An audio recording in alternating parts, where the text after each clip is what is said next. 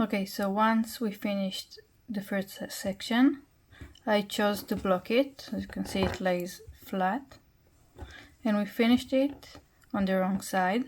So we are going to turn it again for the first row of the transition row. And as we did before, we are going to slip stitch into the chain 1 space. So I cut my first color and I'm going to take my transitions row color. I chose white, and we are going to slip stitch and we are going to take the loop of the new color and finish the slip stitch with the new color, so the color transition will be smooth. Now we are going to chain 1, and as we did in the first section, we are working 2 single crochet into the chain 1 space,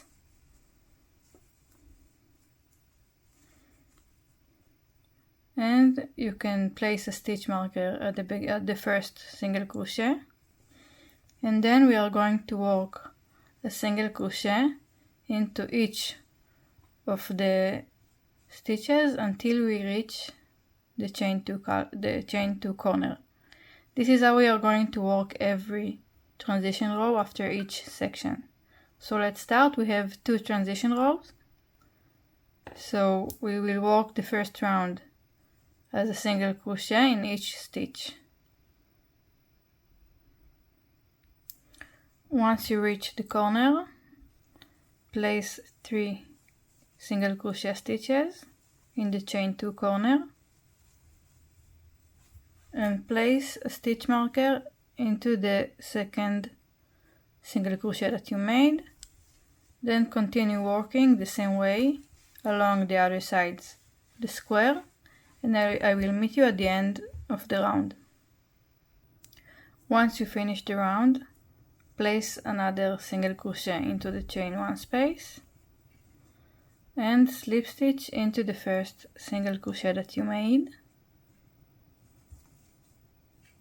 And if you are using a stitch marker, place a stitch marker into the same stitch.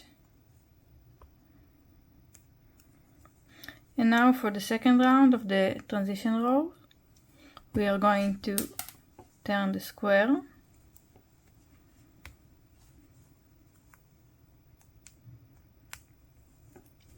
and we are going to chain 1, which again doesn't count as a stitch, and work into the same stitch that we slip stitched into in the last round, and we are going to place 2 single crochet stitches into the front loop of the stitch.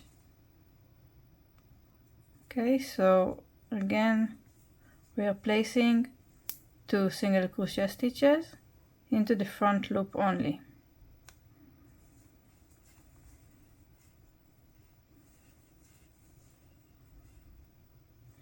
And now we are going to place a single crochet into each of the front loop of the next stitches until we reach the stitch marker. So place a single crochet into the front loop of each stitch across. When you get to the stitch marker, remove the stitch marker and place 3 single crochet stitches into the front loop of the stitch. Now that I've reached the stitch marker, I'm going to remove it and work 3 single crochet stitches into the front loop of the stitch and continue working the same way along the sides of the square, and then I will meet you at the end of this round.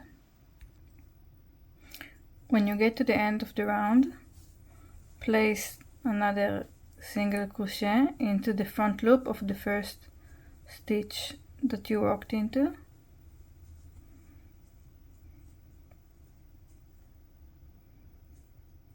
This is a bit tricky.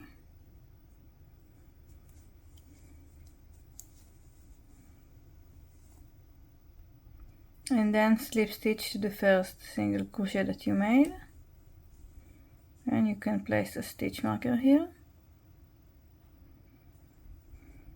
Then cut your yarn and move on to the next section, and this is how it looks on the right side.